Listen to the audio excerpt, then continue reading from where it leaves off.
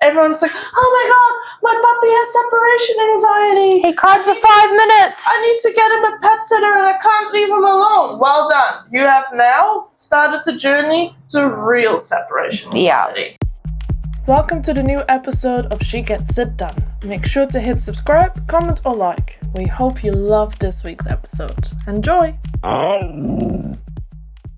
Hello everyone, welcome to another episode of She Gets It Done with Tony and Sonna. Yes. Today we're going to be chatting about leaving your dog at home. Yes. It's one of my pet peeves, I think, that I see a lot these days is people are afraid to leave the dog at home. I think COVID ruined dogs. Yeah. Let's put it that. Like, I don't know if this was such a big, I cannot remember having clients with these issues before COVID. And then with that, I mean, people asking on Facebook groups for a pet sitter for 2 hours because they have to leave the house for 2 hours or 4 hours. And they're either sending their dog to doggy daycare or they get a pet sitter or they get their mum to pet sit. Why can't your dog stay at home? What's wrong with that? Nothing. There's nothing wrong with it. So I wanted to talk about that. I think that's a good point.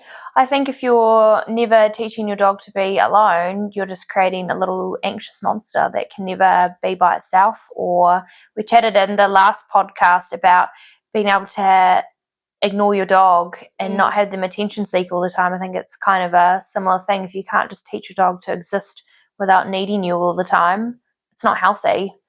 And you can't possibly live your life like that. That's just not a feasible way, especially if you want someone to pet sit for you. That person's going to have to leave the house at some point. If you have a pet sitter come over, they have to leave the house, whether they have their own jobs or they need to go to the supermarket or they want to go and see a friend for a couple of hours. Yeah. I just don't see the point of especially the short-term ones. I see them on the community groups all the time. Is anyone free to pet sit my dogs while I have to go into the city for 4 hours? Why can't your dog stay at home? Unless they have true separation anxiety, and I mean real separation anxiety, not a bit of barking or whining when you leave, because freaking every dog does that if you don't do that a lot. There's nothing wrong with your dog being a little bit stressed for 10, 15 minutes, and then they go they're not coming back. Left until later. I'll go to sleep now. There's nothing wrong with that. No. But these days, everyone's like, oh my God, my puppy has separation anxiety. He cried for 5 minutes. I need to get him a pet sitter and I can't leave him alone. Well done. You have now started the journey to real separation anxiety. And once you go down that road, it's very hard. It's a lot of work. And again, there are some dogs that from the get-go they can't handle it. Having from experience, one of my dogs, so we crate trained her, and she would rip all of the crate up, and we tried different ones, and she would break through it and rip it. We watched her on the camera. It got to the point of we got a different style crate, and we did slow introductions away, so we built time, and now she can actually be by herself, but it took a lot of work. But she was a puppy, and it was pretty bad. It was. I think the problem is though, you work through it. Yeah. But most people these days, they go oh, my dog doesn't like it, so I'll stop doing it. No, that's the worst. I'll stop leaving the house, or I'll stop practicing, or I'll just get a pet sitter so they never have to be alone. Stop doing that, please. Because you're going to create a monster of a dog. Yeah. And I think it's that highlighting, does your dog actually have separation issues? My dog didn't have separation issues. I think she had frustration issues. Right. And also wasn't comfortable in the crate that she had. Okay. So once we actually changed that up, she was way better. So it wasn't separation anxiety. It actually wasn't that. It was other issues. And I think people mistake what actually is separation anxiety. It's common, right? Because the moment you post this on any Facebook group, people instantly say, oh, your dog must have separation anxiety. Well, your dog doesn't, because true separation anxiety is actually quite rare. Because for dog trainers, Separation anxiety is where your dog tries to escape to the point of like injuring themselves or hurting themselves. Yeah. Like they'll start hurting themselves. Or They'll break out of everything, they'll no jump matter through what. windows, like stuff like that. A bit of crying and whining, or maybe ripping up a dog toy, is not separation anxiety. So you need to maybe have a look at, is my dog crate trained? Because if they're not, they are going to rip apart your house, especially if it's a puppy. Yeah. The amount of shit Lennox has wrecked because we gave him more freedom. It's insane. He didn't have separation anxiety. He was just a puppy exploring things. It's just let your puppy be crated and work through those moments of stress and realize, hey, you come back. And we don't mean leave for 2 days and put your dog in the crate. No. It's like 2 hours. If your dog can't stay home alone for 2 hours, you're confining yourself to a horrid life for the next 15 years. Yeah. And you can always, when you bring your dog home, whether it's a rescue or a puppy, you can build it up. So you can plan. You can plan to do, let's start with, I don't know, half an hour, come back. It's neutral. Okay, that went really well. Let's add another. You can build it up. We're not saying like you bring a puppy home, you leave it for 5 hours straight off the bat. Absolutely you not. would build that time up. And it takes a bit of time, but if you can build it up and you keep pushing through a bit longer and a bit longer, you're building a more resilient dog that can just chill. I think this problem really started because of COVID and everyone working from home and lockdowns. Because I remember when I was still working as a primary school teacher and Matt was working in the office every single day. When we got Lennox, I think we both stayed home like for 4 days. And then he got the whole backyard. And, well, see you later, puppy. He was 9 weeks old. And we were just like, well, here's the backyard. He'll be fine with it. Like, he had a sheltered area and all that kind of stuff. And when we got Zelda, it was pretty similar, except we put her in the bathroom. Because we didn't want Lennox and Zelda unsupervised. Which is fair enough. Until they were old enough.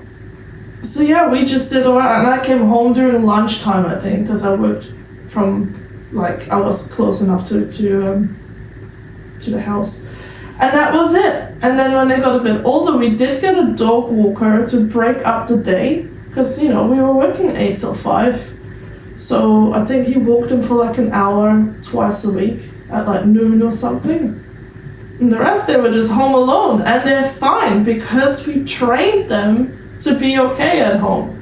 I'm sure that if I would get a dog now, I would have to put a lot more work in to make sure the dog doesn't become over-attached.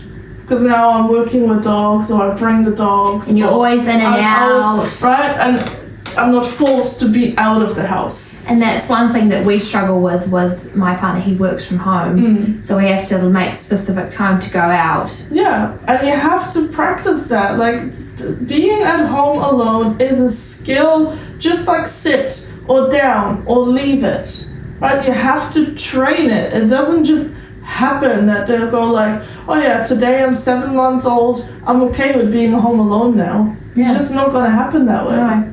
And I think that's another thing people have to consider when they are getting a dog. Do you have the time to even commit to working on that? Because situations change. You might go into a new job where you have to be in the office one day. If you have not put that work in and you used to work from home, say you got made redundant and you had to take another job and the only job that was available was an office job, I can sure tell you would take that job so you can pay the bills. Pay the bills, but that means that now your dog has to be home by themselves. Exactly. And so you have to spend time. What if you end up in a hospital?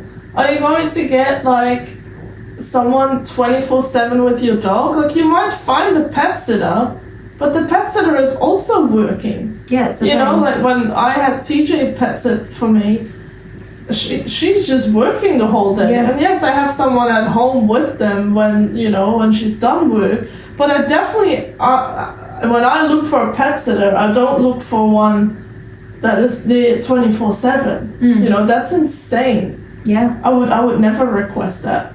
Yeah, and that's one thing I think that we've, again, relating to people, as we've struggled with, is being able to build that time. Like, she can do like 5 hours, but I've never had the opportunity to be able to push it further. But that's something that I need to work on with my dog, is finding but that 5 hours is still a decent It's a decent, time. but it's not a you working. You can go out for dinner and you can, go out for a bit. Like, it's those people that feel like they can't even go out to the supermarket or anything without having someone supervising the dog. So then what? You have someone come in and watch your dog sleep on the couch for 4 hours, and then think about how much money that's going to cost you. Yeah. If you have a dog and it turns 12 years old and you need a pet sitter for 12 years, twice a week, when you go into the office, that is thousands and thousands of dollars. Yeah. You could easily just spend $2,000 on a really good dog trainer and train